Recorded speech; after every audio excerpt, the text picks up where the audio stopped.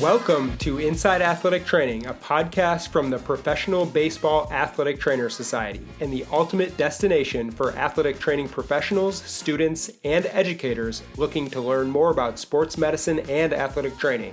In each episode, we'll dive headfirst into conversations with experts in the field, bringing you insights, stories, and cutting-edge information about athletic training and sports medicine.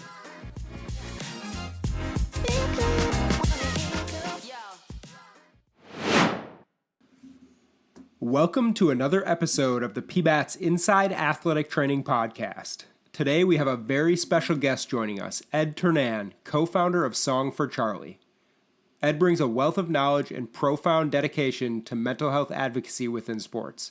As a valued PBATS partner, Song for Charlie has been instrumental in raising awareness and providing support for athletes' mental well-being and educating athletic trainers on the dangers associated with fentanyl abuse.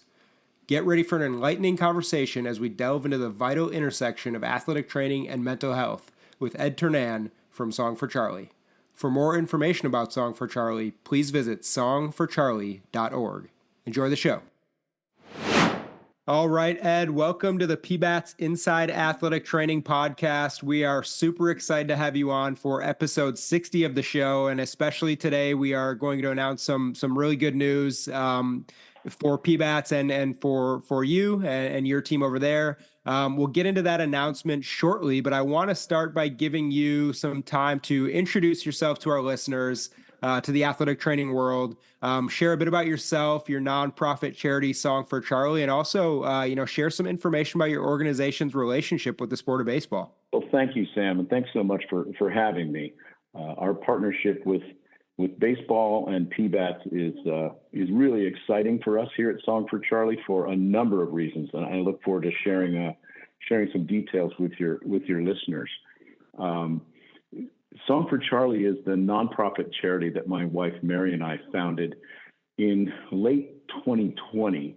About six lost our youngest son, Charlie Ternan, to fentanyl poisoning, and Charlie is part of this new category of victim that has emerged in the United States in the drug and overdose crisis, where he was 22 years old and wasn't yet suffering from kind of a long-term addiction. He was a college senior fraternity boy and took a pill to self-medicate. And he was told that it was a legitimate Percocet, but what it turned out to be was one of these counterfeit pills made of fentanyl. And that's been an alarming trend that's been on the rise since about 2019 here in the United States. And Mary and I came to the conclusion after Charlie's death that, in large part, Charlie died because he didn't know what was going on. And that if we could just inform young people and their families about the emergence of fentanyl in the drug supply and these counterfeit prescription pills that look very real, that maybe we could prevent tragedies like we've suffered.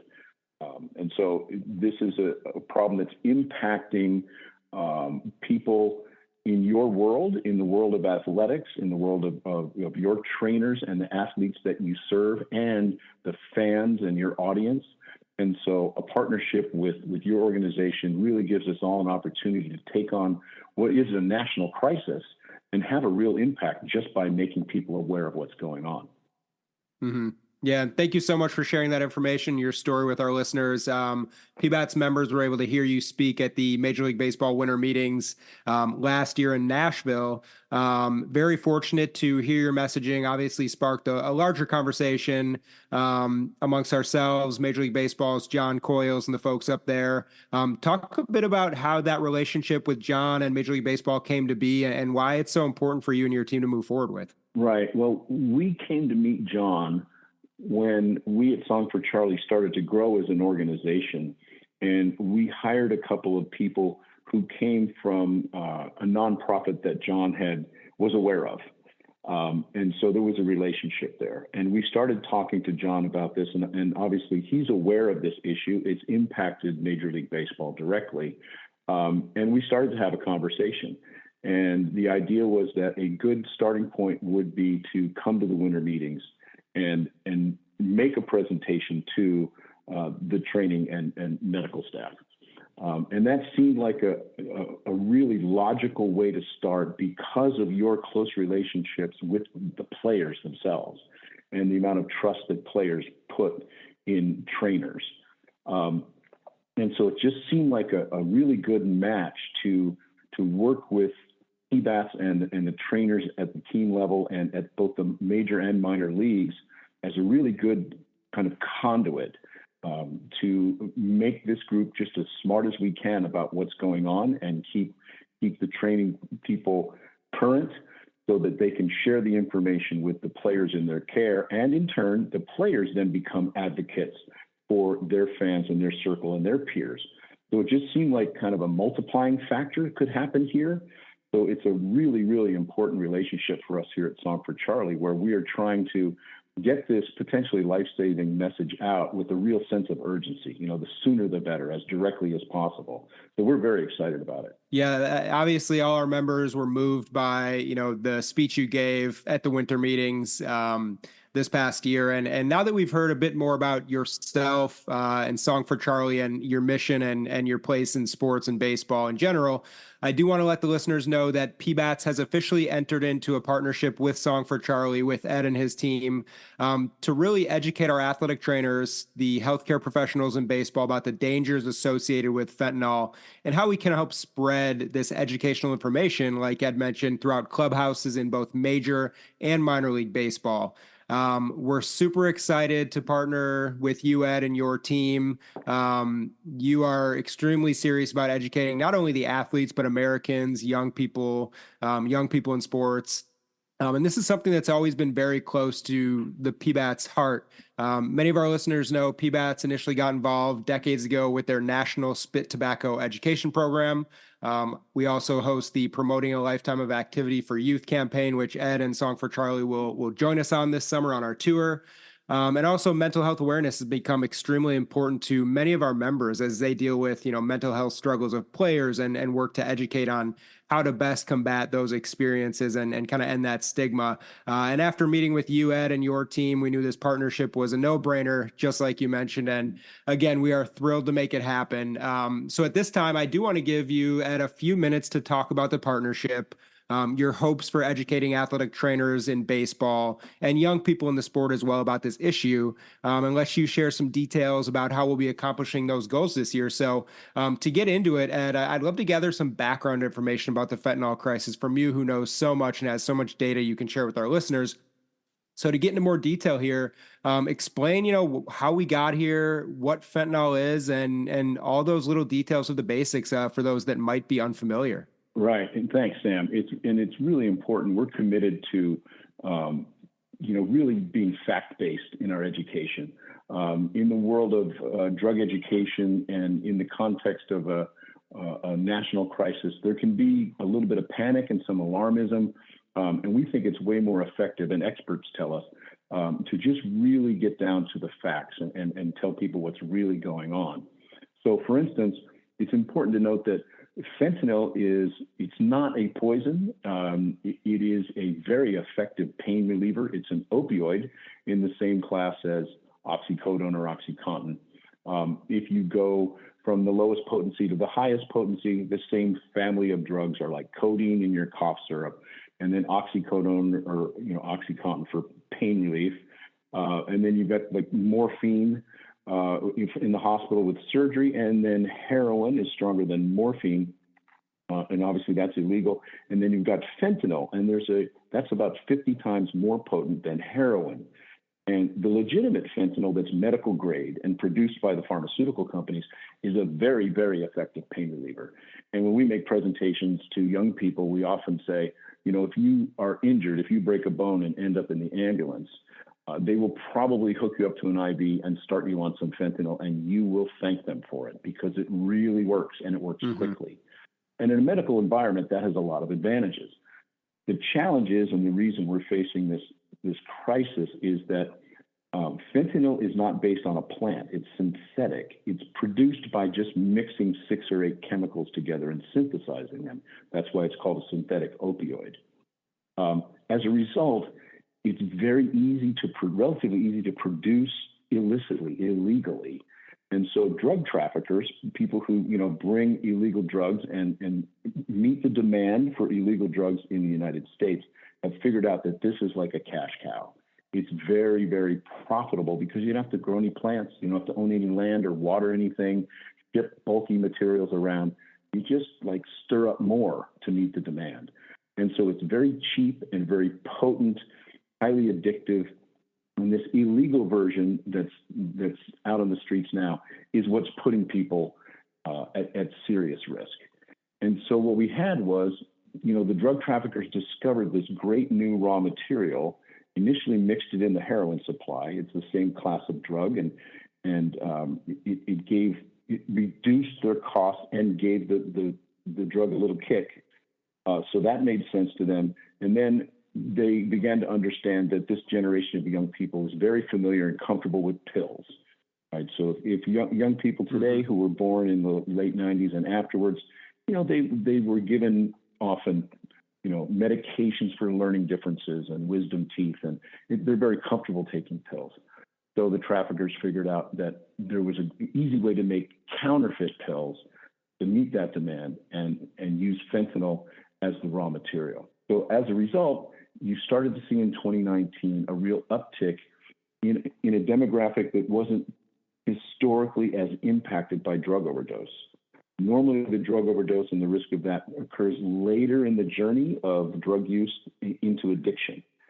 But now we saw more first-time, casual, experimental, youthful people being killed by these counterfeit pills, to the point where in the most recent 5-year period, we've lost an average of about 3,600 Americans between the ages of 14 and 23 each year, for a total of around 18,000 people between the ages of 14 and 23, basically high school and college age young people. And this is largely because of these counterfeit pills that are made of this very potent opioid. And these young people, less experienced, don't have the tolerance. And so they're very vulnerable to an overdose. So that's kind of what's been going on. The trend has been a real hockey stick among this younger group of Americans, say, let's include under 30, has been growing faster than ever before in history. And that's the group that we focus on because we think that group, we can stem that tide simply by informing that demographic about the new drug landscape and the new risks that they have to be aware of. Yeah. And Ed, you mentioned, fentanyl ends up in the hands of these young people, a demographic that isn't so commonly lumped into drug epidemics. You also mentioned 3,600 Americans each year, resulting in thousands of tragedies because of this issue. Does your team, at Song for Charlie, have any insight into that you could share with our listeners into how this drug so commonly ends up in the hands of young people across America? Yeah. The other thing that's happened, in the last 10 or 15 years is the emergence of social media and the internet. And so we buy all kinds of things now. All of our transactions we conduct on social media. And so drug traffickers have begun to advertise these pills on common social media sites. And so it's very easy for a young person to connect with a drug dealer. Where before, like when I was growing up, and I was growing up in high school and college in the early 80s, in the last century, you kind of had to know somebody, and Sure. drug transactions were face to face. You had to go to maybe a not great part of town. Now it can be as easy as ordering a pizza. If a kid wants to find drugs, he can go on, Snapchat or Instagram or Discord or Telegram, any of these. And these dealers will kind of post up there and make themselves available, and they're waiting to be pinged to say, hey, you got anything? And they will often deliver it. So the internet has really taken all the friction out of young people's access to these pills, especially. And that's another reason why. And the trend of self-medication, you mentioned mental health earlier. There's a real intersection there, Sam, between young people and their mental health challenges.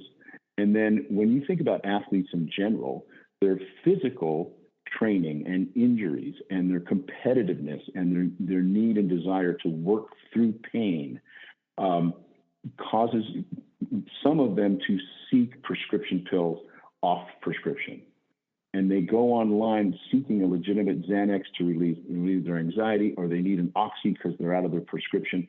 And they go on the street through a social media dealer to get it. But what they get is not the real thing. And that's what's taking young people out. So that's why we kind of focus on the deception and the inability to know what you're getting these days as a real part of our educational work. We kind of use an interesting tagline that says, just like there's no real chicken in a nugget, there's no real Xanax on Snapchat. If that pill doesn't come out of a bottle with two names on it, yours and your doctor's, you cannot trust it. Don't put it in your mouth. Yeah.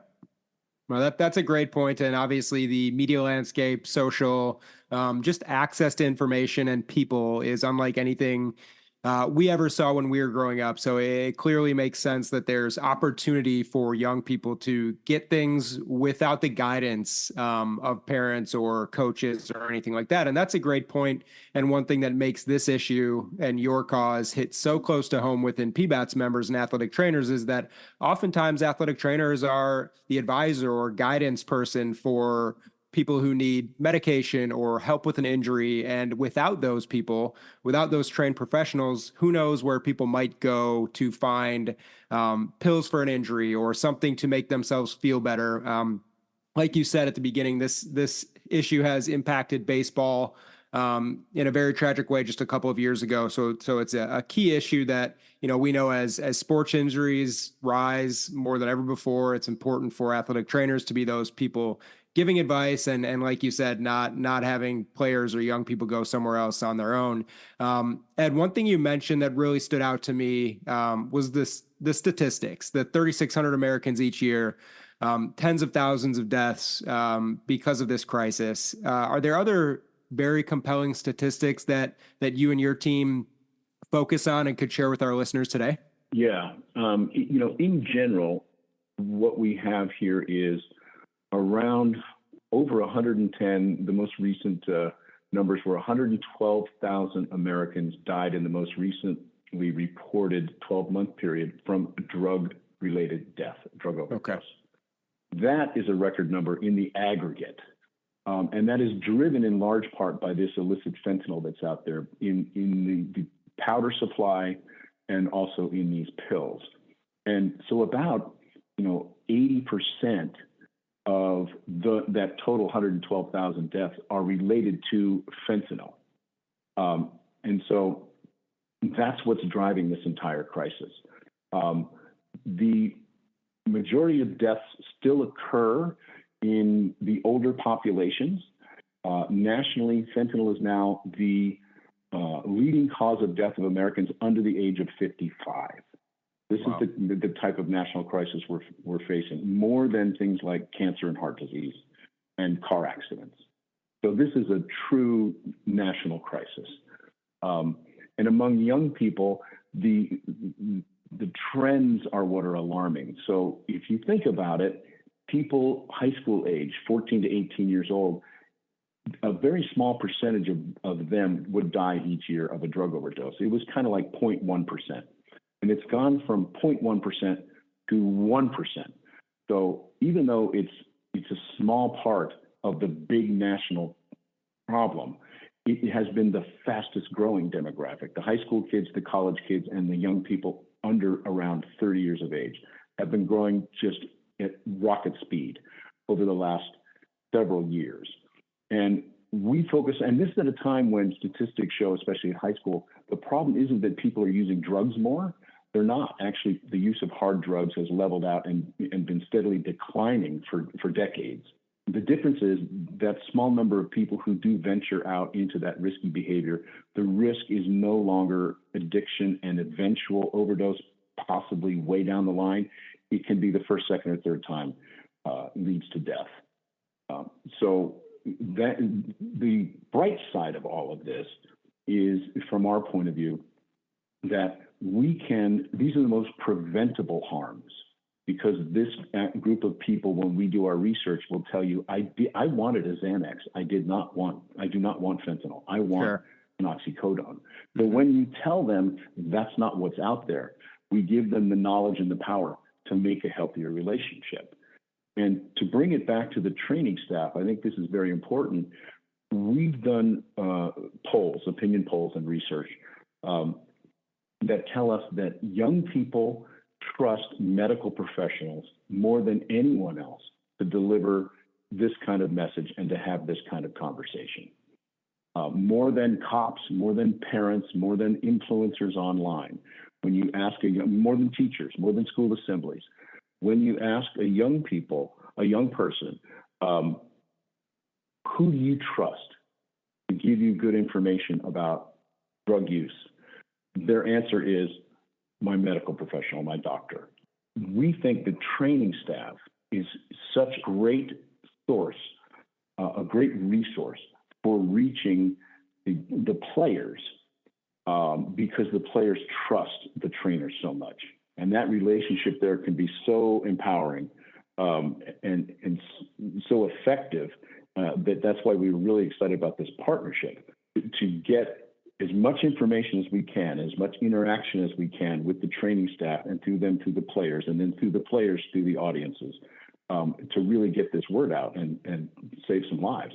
Yeah, that's such a great point. And many of our listeners know that athletic trainers are, they're the people in charge of healthcare for professional athletes and high school athletes and athletes all over the country. And a very, very unique bond is formed between an athletic trainer and a player who's injured and working to recover. And there's a huge area of trust that is built between those athletes. And oftentimes athletic trainers will tell you that players come to them for more than just advice about their injury. They may have personal problems, mental health issues, and it's almost essentially, half athletic trainer, half therapist, a quarter of a parent kind of feel. So there's a huge angle of trust that comes with a bond between an athletic trainer and a player. And that is something that you mentioned is just of utmost importance to get this message out. And I want to shift gears a bit after gathering and sharing all of that important data and information with our listeners and talk more about that educational process and how we are working to combat this problem. So to start, I'd love to learn more about the main educational points that you guys start sharing with people who are pretty new to this area, new to this topic. For example, a coach or a trainer who might want to share this message. What are those main key points that you kind of leave them with in your first interaction? Yeah, and we got some good advice, I think, early on from people in this space. Because, Mary and I and the team we built, especially in the early years, were new to all this. So we had a lot of questions. And we learned some really interesting kind of tactics. So you've got the trust factor already with the training staff. And what we were told is, when you talk to a young person, a young athlete, about drugs, if they start to sense that you're giving them the "don't do drugs" talk, in quotes, their eyes kind of glaze over. They're like, yeah, I know about that. I've heard this before. And so you kind of focus on the unreliability of the drug supply, because people say nobody wants to sit still for the drug talk, but nobody likes to get ripped off. So we kind of start with the idea that what you're looking for is not out there on social media or on the street. If you have a legitimate pain, physical pain in your throwing arm or anxiety, that's completely legitimate. You talk to your medical professional about how you solve that problem, how you address that. And medication may well be part of that solution. But if you go outside of normal channels, you won't find the solution there, because all these pills are fake. So it's a little bit of a left turn from the "don't do drugs, drugs are bad, you're a bad person if you do drugs" kind of moralizing, which studies have shown just doesn't land. I think it's a little bit different, and I'd love to get feedback and explore this as we continue our relationship about how we really tailor this messaging for athletes. For young people in general, we got the advice to appeal to their what they call peer affinity. So young people are wired to take risk and to feel like they're kind of bulletproof. So if you say, "don't do this, it's bad for you," or "you might die," it doesn't land as well as, "I'm telling you this so you can tell your friends, because you would hate to have this happen to your cousin or your boyfriend or whatever," right? And so the kind of triangulating seems to be very effective in the general youth audience. I think there are specific threads we can pull on with your training professionals around how you appeal to the needs, wants, and priorities of an aspiring athlete. That's a unique mindset, right? These are determined young people, competitive, dedicated, disciplined, and so their motivations for possibly taking these drugs, self-medication, it can be partying, but it's also more like playing through pain, staying in the lineup, moving up the ladder, sacrifice, biting on a bullet and keeping Sure. going. And so there's ways that we will work together as our relationship deepens to really tailor our messaging to that type of audience. And especially in the minor leagues, when you've got, younger guys who are, in the care of your people and they really potentially do not understand the new chemical drug landscape and are at really high risk. So I think there's a lot of things we can do to learn from each other and come up with educational programs and messages that really work. But the top line is that the drug supply outside of normal channels is completely unreliable in 2024. You cannot trust, no matter what it says online or what the guy who hands you that substance gives you. You don't know what's in it. And just one quick story is I've worked with a guy for a while now who was an original, like an OG, original gangster in the harm reduction drug testing space. Mm-hmm. So he has had a lab for years where drug users will send samples of the powders they buy on the street into the lab and say, tell me what's in it. And he said, 8 or 10 years ago, the average number of components in a street powder was 2 or 3. And today it's 8. So this idea of using cheap, potent synthetic chemicals to come up with formulations to sell and profit from is not going away anytime soon. And you really don't know what's in any of those substances. That's how unreliable the supply is. So we kind of focus on more of a public health message, like there's sharks in the water. You need to know there's sharks in the water, as opposed to, the moralizing.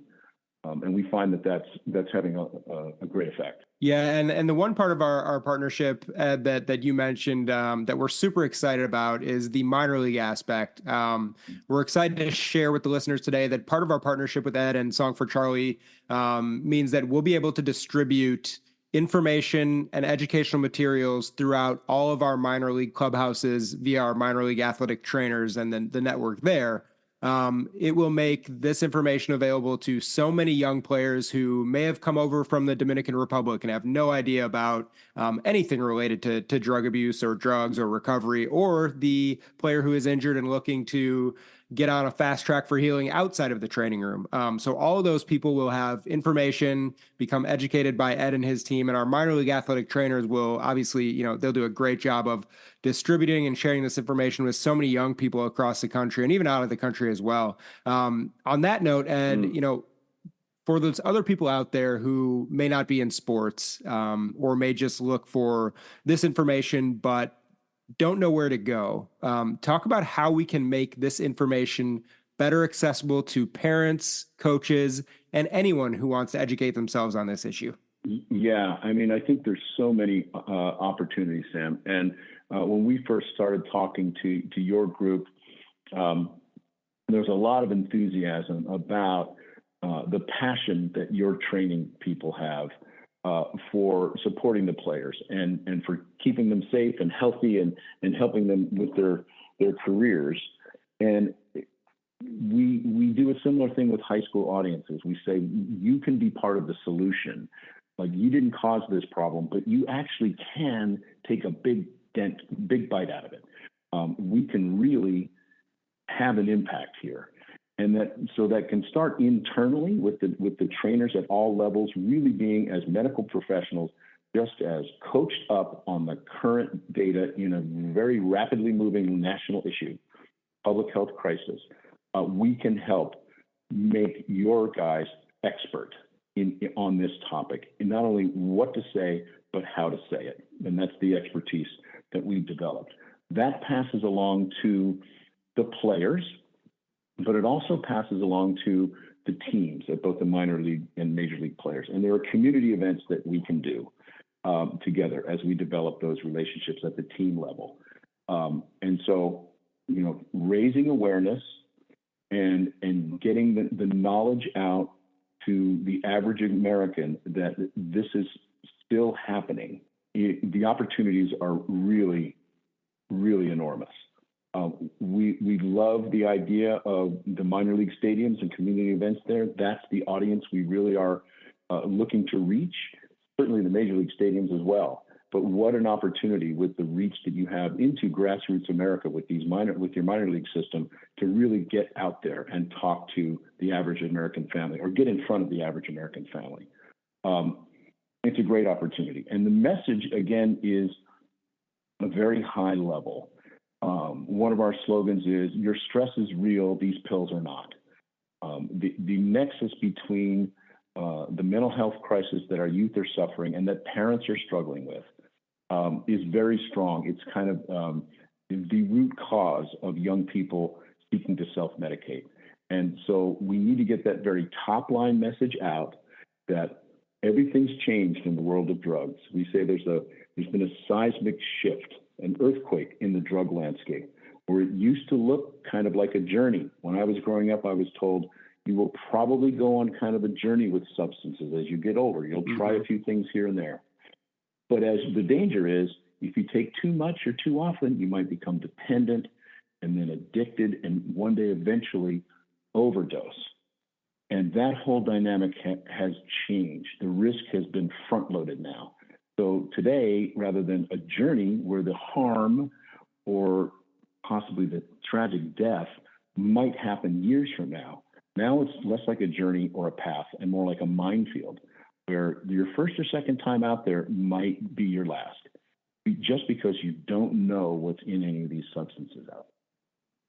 So the opportunity to get that top line message and then encourage people to go here to learn more and dig deeper is really big with our partnership. And we need to get it out to, studies show that we've been doing this work for 3 years now, a little over 3 years, and there's still a majority of young people who don't know that fentanyl is in fake pills. They don't really understand what fentanyl is. The general awareness that there's a fentanyl problem has gone up. But awareness is knowing something's going on. Knowledge is knowing what's going on. And our partnership is in a position to provide knowledge. So people really go, oh, I get it now. And when you have that level of knowledge, you can take action. So we want to move from people from awareness to knowledge to correct action. And I think we're in a position to do that through our partnership. Absolutely. And we'll definitely get there and make a huge impact on not only the sports community, but everybody involved there. Shifting gears a bit, Ed, we've recently entered Mental Health Awareness Month, the month of May. And mental health is something that is very important to PBATS members, very important to anyone out there in sports and in any job with any stressors like you've mentioned. Major League Baseball has taken a huge step forward in trying to remove the stigma surrounding mental health and, in sports and in the workplace. I'd love to hear from you about the impact of positive mental health care, how that impacts teenagers and young adults and their ability to deal with stressors without turning to drug use. Right. It's a really important part of our messaging because we can't just tell young people to not do something. Remember, their stress is real. Young people are under a lot of stress these days. The world is coming at them very quickly. They're overwhelmed with all the information that they can have access to now. So we acknowledge and honor the stressors that young people are feeling. And what we try to tell them, and this is backed up by some of the research we've done, the polling, is what appeals to young people is to learn about the biology. And this is another area that we could really explore, Sam. We want to teach young people that you can change your mood in more natural, organic ways that actually are healthier and more sustainable for the long term. And that because of the new chemical drug landscape, the temptation to go for a quick fix and I'll just take this pill and feel better for a little while is just too risky. You have to take that off your playlist. And so the alternative is these life skills like fresh air, exercise, human connection, prayer and meditation, healthy eating, all of that we want to start to teach young people. That affects your brain chemistry. The brain and body are completely connected, and really teach them the benefits of a healthy lifestyle, especially in an era where self-medication is really, really risky, more risky than ever. So we kind of joke that, you might not like to hear it, but your grandma was right all along. Go out and play, right? and get off the phone and unplug the social media and go do something with some friends or listen to some music. So we're always pointing young people to healthier alternatives to self-medication as ways to relieve their very real stress and anxiety. Yeah, it's such a great point and very important, especially in our world where so many young athletes who are under the care of our athletic trainers are so invested mentally and physically in making it to the next level of their sport, and put a ton of pressure on themselves. If there's an injury that sets someone back, there could be a lot of worry and mental anguish resulting in a need for, a quick fix or a pill or something like that. So it's not often, but obviously it's affected the baseball family with a player lost to fentanyl abuse, a handful of years ago, which is extremely scary. And on that topic, Ed, I do want to, have you share a bit about, why you think educating young athletes, specifically in the sport of baseball, where there's immense pressure to move up the ranks and find your way to the major leagues, why that's so important when it comes to this topic. Yeah, and I think it's important because their risk profile is very high for the reasons you just described. Sure. So they are at risk because of their competitive nature and their desire to stay in the game and move up. And so they might be inclined to take some risks in order to stay in the game. So that puts them gives them a kind of a unique risk profile that together we can really address. And then, the mental health part of that, the stress that causes, in addition to playing through physical injury, is something that these young players really need to be educated about how to handle that. And so it's a unique audience. It's an audience that really needs this message. But then I think it's also an audience that will embrace the message if we do it right. Sure. And they will become ambassadors for their peers and for their fans, and carry it with them throughout their life, hopefully, as they make the transition from an aspiring athlete to, okay, now I'm going to go enter the non-baseball world and kind of retire from that. We hope that they'll bring these coping skills with them. It's never been more difficult to be a late teen, early 20-something in America than right now, for a whole host of reasons. And our simple message is, listen to your doctors, listen to your trainers, find people you trust, and the one thing you cannot do, and I think we appeal to their ambition and their physical well-being, is self-medication will not help you. In fact, it will actually hurt you, both physically and mentally. And one thing we don't talk about, or we haven't talked about today much, is that a lot of people go offline to get these fentanyl pills and then become addicted to them. So they're very highly addictive. So that's a risk as well. So if you get addicted to these things, it's definitely going to hurt your performance, and it might take you out eventually. And so it's super important to find these other alternatives to relieve your physical pain and mental stress. No, that's a great point. And in terms of what you mentioned about being a role model and an inspiration to younger kids, that's something that so many of the athletes in the care of our members as athletic trainers have seen just the impact that, being a professional athlete, you can have on younger people. So very important to remember that as well as we talk about this issue. Ed, one thing I'm interested to hear from you, today is National Fentanyl Awareness Day. Obviously a huge event, huge day to share information, to educate, and to help raise awareness about what you and your team are doing, and many others out there as well. Talk about what this day means to you, and why it's so important for everyone out there to just pay attention to what's going on, and to learn more. Take a few minutes on a day like today to learn more about this crisis. Yeah, thanks, Sam. This is the third year that Song for Charlie has kind of behind the scenes organized National Fentanyl Awareness Day in early May. And this year, our theme is kind of a pivot from just awareness to action. It's kind of that awareness to knowledge to action matrix I mentioned a minute ago. So we've gathered 800 or so partners, and we're really proud that PBATS has signed on as a named partner at the highest level for National Fentanyl Awareness Day 2024. We thank you very much for that, for your participation there. And so it is really a day that the whole nation turns its attention to this issue. So there are local events that people are doing. They're doing a school presentation here. They're showing one of our videos here. And so there will probably be, hundreds of local events covered by local media on National Fentanyl Awareness Day, just to draw attention to the issue. And our calls to action this year at our website are to do one of a few things. Watch a 30-minute video if you really want to get educated and in-depth understanding of what's going on. There is a more adult, a video that we produce for parents and caregivers. It's about 27 minutes long. And if you watch that, you will know what's happening with the new chemical drug landscape in less than a half an hour. The other is we invite people to watch a 4-minute video with their kids.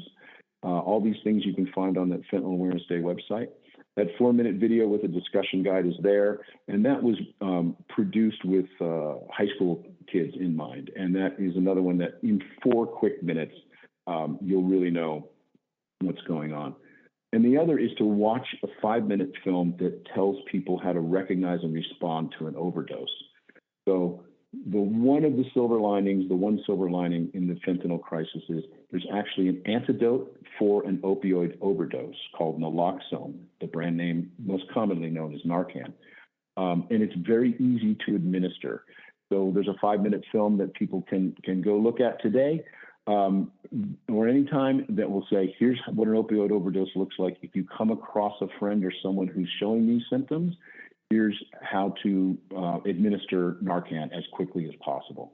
And that's that moves right to action, right? That's something everyone should know how to do, is administer Narcan and potentially save a life. So that's Fentanyl Awareness Day 2024. We just kind of ring the bell and try and point everyone's attention, politicians, corporate partners, community partners, doing some kind of local event, and in 2024, stepping up and saying, this is the action we're going to take in our community to address this national crisis. Yeah, we appreciate you sharing that. And obviously, I think the concept of awareness and action is just the perfect mindset, and it also goes along with the mindset of an athletic trainer.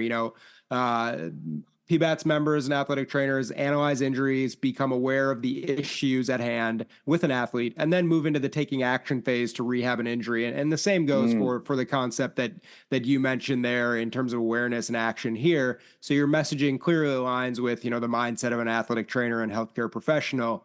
Well, Ed, I do want to give you some time, before we end today, to share more information about Song for Charlie, where people can find you online, where they can find you on social media, what they can do to help to donate to the cause. And so I just want to give you a few minutes here to share that all important information with our listeners. Great. And thanks, Sam.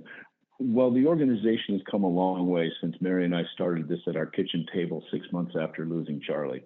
We are now probably, it's fair to say, widely regarded as the leading national family-led nonprofit addressing the fentanyl crisis, specifically as it impacts our youth, people under 30. And we've expanded our scope from originally addressing young people directly on social media to get them where they are and say, these pills aren't real. We, in the last year, have launched The New Drug Talk, Connect to Protect, which is an online portal for parents and caregivers to facilitate a conversation about drug use and the fentanyl crisis in the home. And we're very proud of that effort that we've just launched. As a spinoff of that, we also are announcing today on National Fentanyl Awareness Day that Song for Charlie is launching La Nueva Drug Talk, which is a Spanish language version of the New Drug Talk, but more. It's not just translated. It is a resource for the Latinx community that is created by and for that community by experts in that world. And so that we're very excited about this new resource for Spanish speakers and Latinx families across America. And I think that'll be an important resource for our partnership as well. So you can see what we do at songforcharlie.org. We're all over social media, Instagram, Facebook, LinkedIn, TikTok, Snapchat with the kids, you name it, we're there. And we encourage people to find us, support us, follow us, comment, and especially in your world and your listeners here, we would love to connect.